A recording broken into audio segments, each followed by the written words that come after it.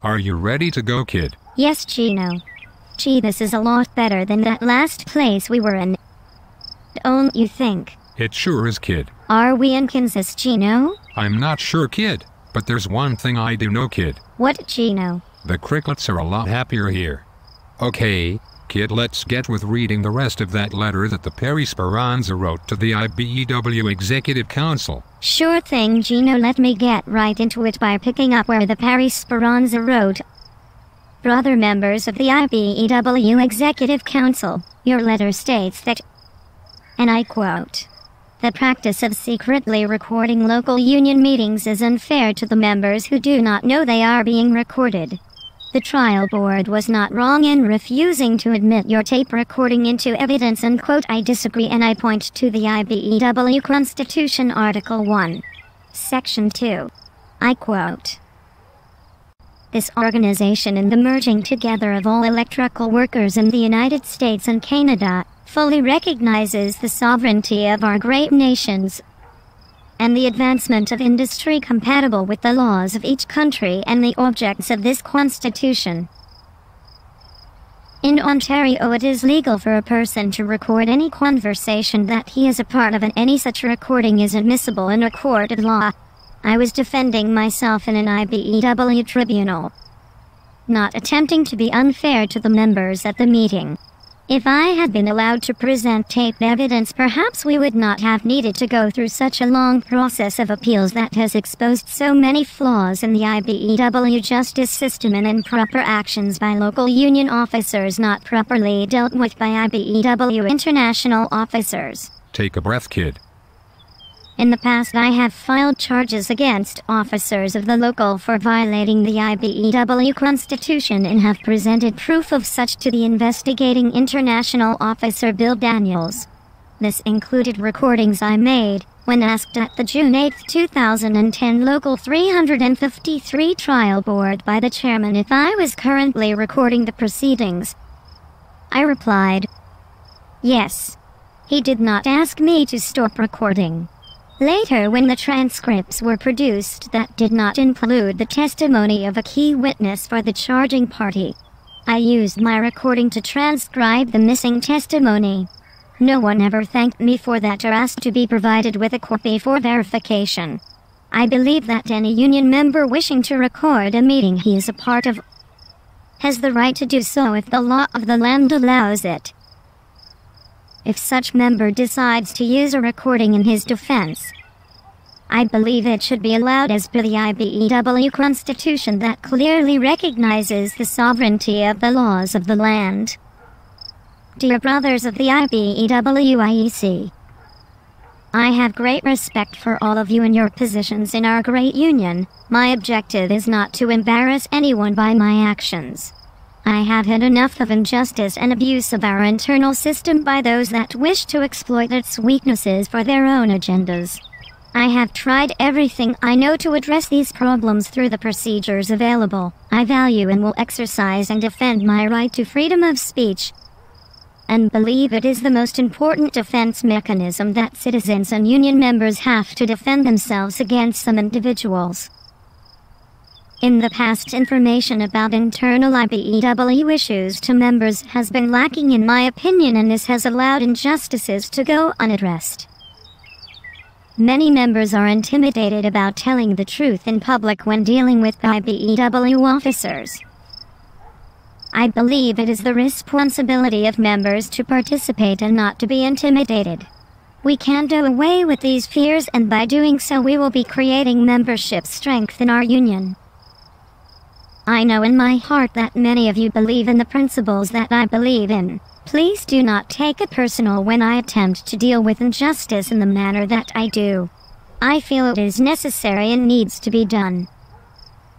Sincerely and fraternally yours, Perry Speranza, Local 353.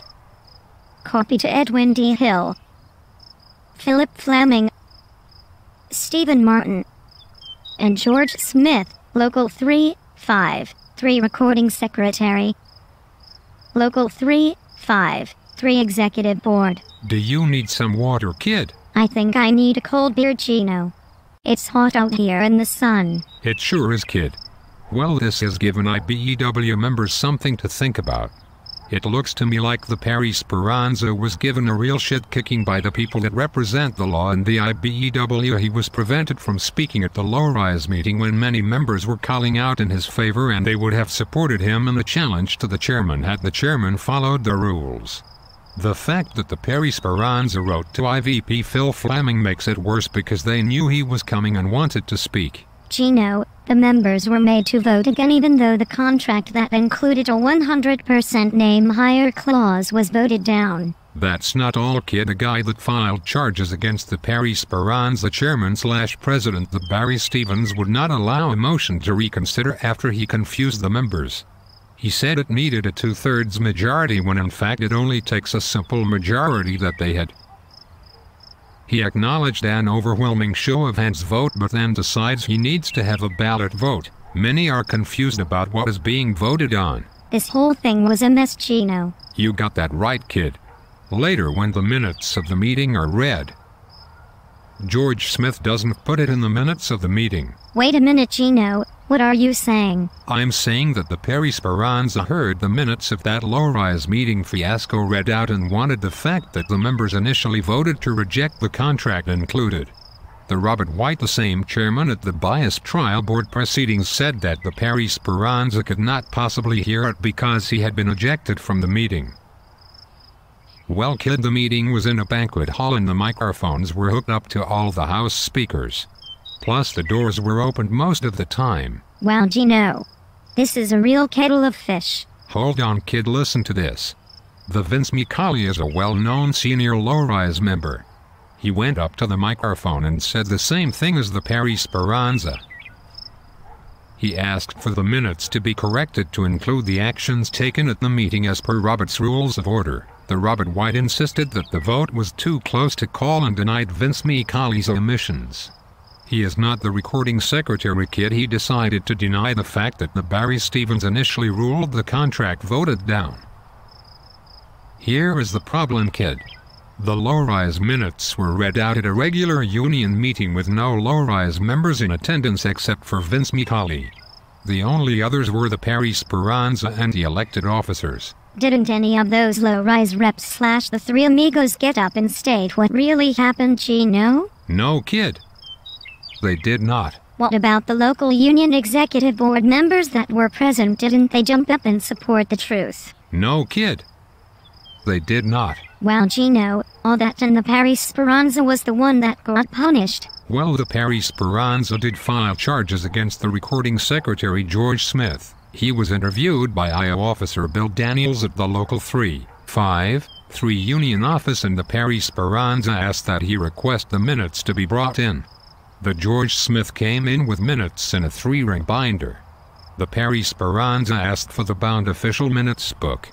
The George Smith said the book had not been updated and the girls had not pasted the pages in yet. The Bill Daniels and the Perry Speranza said they would wait till they could get the pages glued in. Later the book was brought in, and guess what, kid? What, Gino? The pages were glued in and were very dry, like it had been done long ago. And the officers' signatures were missing where the officers needed to sign the pages. The Bill Daniels saw all of this, and guess what else, kid? What, Gino? The minutes in the book were different than the minutes in the 3-ring binder, and different again from the minutes introduced as evidence in the Perry Speranza trial board. Oh. Gino. Oh yeah, kid. Gino. What, kid? This is a major crock of shit, isn't it? Oh. Yeah, kid. Don't tell me there's more, Gino. Oh yeah, kid. I really need a beer now, Gino. Hold on there, kid. The Perry Speranza immediately notified Ed Hill in email messages about what was transpiring in Local 353, and he also appealed immediately after being charged. But he was made to serve the entire penalty before getting a decision in writing from the Phil Fleming. It was 4 pages of nonsense in light of the facts the Perry Speranza gave to the Bill Daniels. You see, kid, he allowed him to hear the tape recording of the meetings. Not only did the IVP decision avoid the fundamental issue of being refused a challenge to the chair that was finally acknowledged by the IEC, but it failed in so many other regards. Then the appeal goes to the Edwin deal, and he also failed to acknowledge the fundamental issue. They all then allowed the Perry Speranza to be prevented from entering 2 local union meetings when he had not been charged or found guilty or assessed a penalty. Gino, what about the officers of the local union that are sworn to do their duty? Did they voice their objections? Only one did, kid.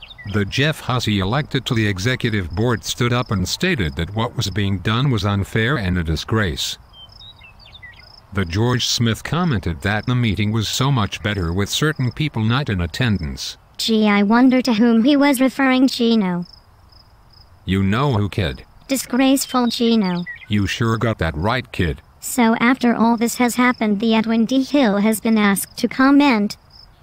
And what has he said, Gino? Nothing, kid. Nothing, Gino? Nothing. Wow, Gino. That is disgraceful. Kansas is nice this time of year, isn't it, Gino?